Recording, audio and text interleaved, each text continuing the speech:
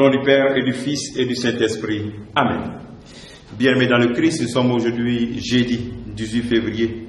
Et la parole de Dieu que notre Mère Église nous propose est extraite de l'évangile de Luc chapitre 9, versets 22 à 25. En ce temps-là, Jésus disait à ses disciples, « Il faut que le Fils de l'homme souffre beaucoup, qu'il soit rejeté par les anciens, les grands prêtres et les scribes, qu'il soit tué et que le troisième jour, il ressuscite. » Il leur disait à tous, « Celui qui veut marcher à ma suite, qu'il renonce à lui-même, qu'il prenne sa croix chaque jour et qu'il me suive.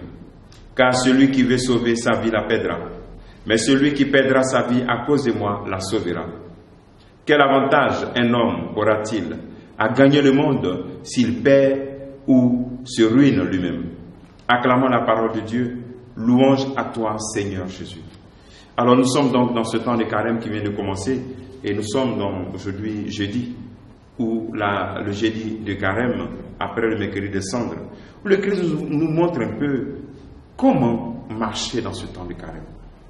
Il nous montre trois mots essentiels: renoncer, perdre pour être sauvé. Voilà, renoncer. Que nous puissions renoncer à nous-mêmes. Prendre notre croix. Dans le renoncement, c'est analyser sa vie. Et puis, voir ce qu'il y a dans ma vie qui n'est pas en phase avec l'idéal d'humanité que le Christ est venu instaurer. Souvent, notre moi empêche beaucoup de choses. Nous sommes souvent remplis de nous-mêmes. Moi, je. Donc, on doit renoncer à nous-mêmes, à nos projets qui ne sont pas en phase avec les projets de Dieu. Renoncer à nous-mêmes pour laisser le Christ prendre toute la place. Prendre toute la place. Et prendre notre croix. De quelle croix il s'agit ici? Il s'agit tout simplement de la croix liée à mon désir de marcher avec radicalité à la suite de Christ. C'est cette croix que je dois prendre. Parce qu'elle n'est pas facile de vouloir marcher à la suite de Christ avec radicalité. Souvent, beaucoup d'entre nous ne prenons pas cette décision. Nous croyons que c'est impossible de rechercher la perfection ou la sainteté.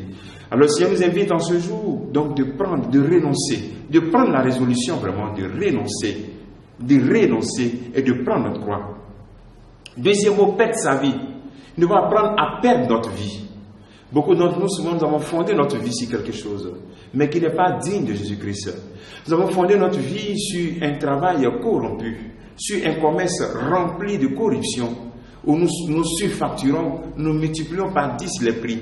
Mais ça, le Seigneur nous invite aussi à savoir perdre notre vie là-dedans. C'est-à-dire, il y a un manque à gagner. Il y a quelque chose que nous perdons. D'autres, par exemple, ne peuvent pas vivre cette communion parfaite avec le Christ parce qu'ils sont dans les relations bizarres. Ils se voient perdre ces relations, perdre des personnes à cause de Jésus-Christ. Celui qui ne sait pas perdre sa vie ne peut pas suivre le Christ. Tout ce que tu as comme projet matériel envers cette personne, mais qui te loigne davantage du Christ, le Seigneur t'invite aujourd'hui à perdre cela pour pouvoir le gagner et pour pouvoir être sauvé. Nous devons être prêts aujourd'hui pour perdre notre vie, à vendre tout ce qui n'est pas digne du Christ pour pouvoir le gagner. Souvent, c'est le contraire que nous faisons. Nous vendons Jésus pour le monde. Nous nous éloignons de Jésus-Christ. Nous ne venons plus à la prière. Nous ne communions plus. Nous lâchons Jésus-Christ pour nous attacher à ce qui n'est pas digne de lui. Alors donc, nous devons renoncer, perdre, pour suivre. Parce que celui qui veut gagner sa vie, tu vas faire tous les projets. Si Dieu n'est pas dans ton projet, tu perds ta vie. Si Dieu n'est pas dedans, tu perds ton temps. C'est pour cela que le Christ t'invite vraiment à rentrer dans ce projet de salut. C'est en cela que tu seras sauvé. Si tu le laisses prendre toute la place, ne calcule pas le temps, ne calcule pas ce qu'il reste à faire. Abandonne-toi tout simplement à Dieu. Fais au moins cette expérience. Essaie au moins pour voir. Et tu verras ce qu'il y a quand on est sauvé. Cette paix intérieure, cette joie et cette dignité que tu retrouves au nom de Jésus-Christ.